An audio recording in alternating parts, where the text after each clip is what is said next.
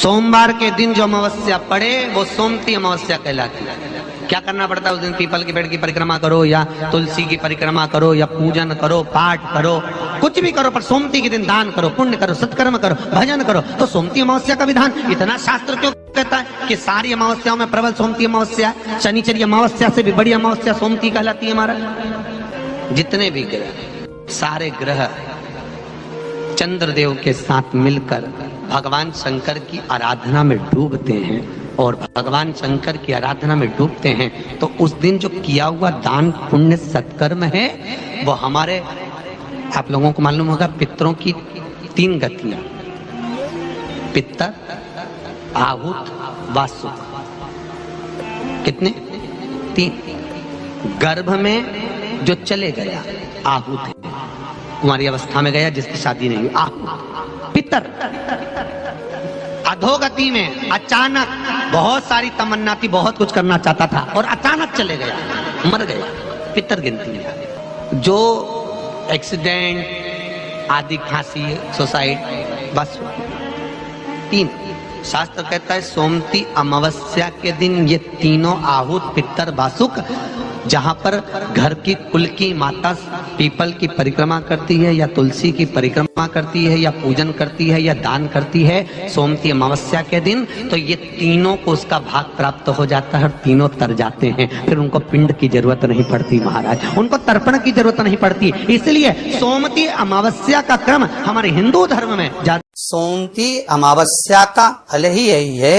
आज बहुत सुंदर सा उपाय है, बहुत सुंदर सा, शायद आपकी जिंदगी में सबके काम आए, सबके काम आए।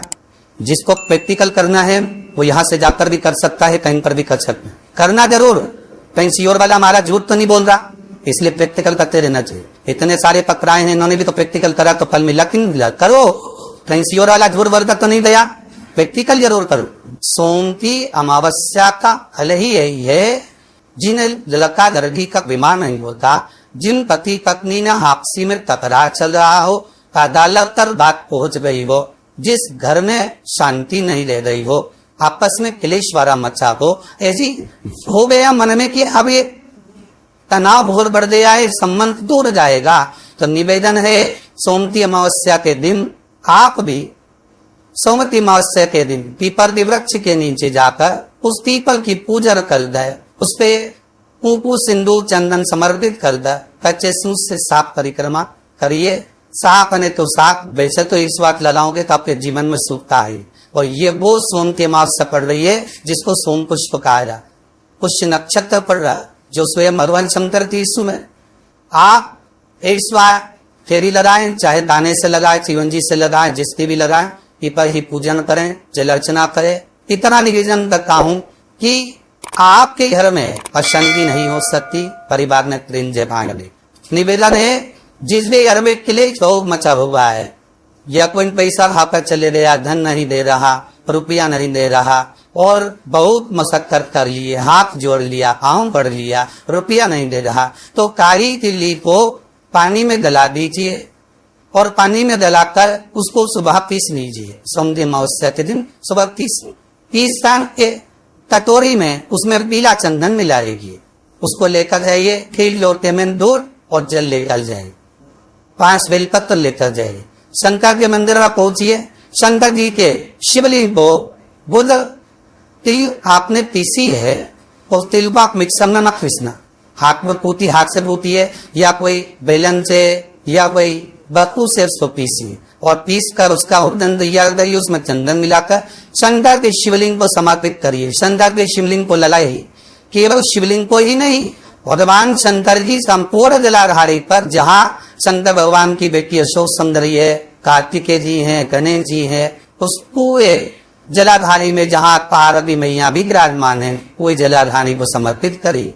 समर्पित करता तरकुंड लगाइए, आप में क्यों हुई, आप उसी चंदन पर फेर दीजिए, फेर कर अपनी कामना करता बेलपत्र चढ़ा दीजिए। 5 या 7 बेलपत्र आपके भाव से आप शिव को समर्पित कर लीजिए। समर्पित करता हाथ में कलश लेकर दूध और जल मिला हुआ पात्र लेकर शंकर को समर्पित करिए और बाबा भोलेनाथ से विनती करिए कि जिस व्यक्ति ने हमारा धन खाया है, जिस व्यक्ति ने पैसा रख लिया या कोई लेकर चले गया या कोई ऐसा काम हो गया कि वो धन आ ही नहीं रहा है, वो तकलीफ में है, तो बाबा से विनती करो। मुझे पूरी उम्मीद है कि सोमती अमावस्या की इस बार आप तुम कर रहे हैं, अभी सोमती अमावस्या जब आएगी इतनी प्रसन्न चित्त में आपकी पूजन करेंगे, वापिस करेंगे और पूरा पैमाक में करेंगे। जब आपका धन जाएगा, वैभव हो जाएगा, तो वापिस उसको धारण करेंगे। फिर नहीं में वो लिखे रखना सोमती मुखी अंदर, जब सोम के अमावस्या पर है तो उसको करिएगा, आपको फल अधिक मिलेगा।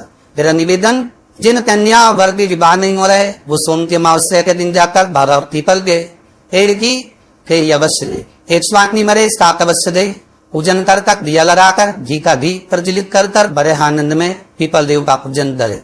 और निवेदन, जिस व्यक्ति को रोग बहुत हो, चाहे शुगर हो, बीपी हो या घुटने में दर्द हो, कमर में दर्द हो या बहुत कष्ट का जीवन निकल रहा हो, यहाँ तक कैंसर जैसी की बीमारी यदि आपको रहे तो ये सोम पुष्प पर छोड़ना मत ही, सोम के अमावस्या को मत छोड़ना। निवेदन है, एक पात्र जल जिसमें पीला चंदन, पात्र के जल में एक कलश में जल लीजिए तो उसमें पीला चंदन घोल लीजिए।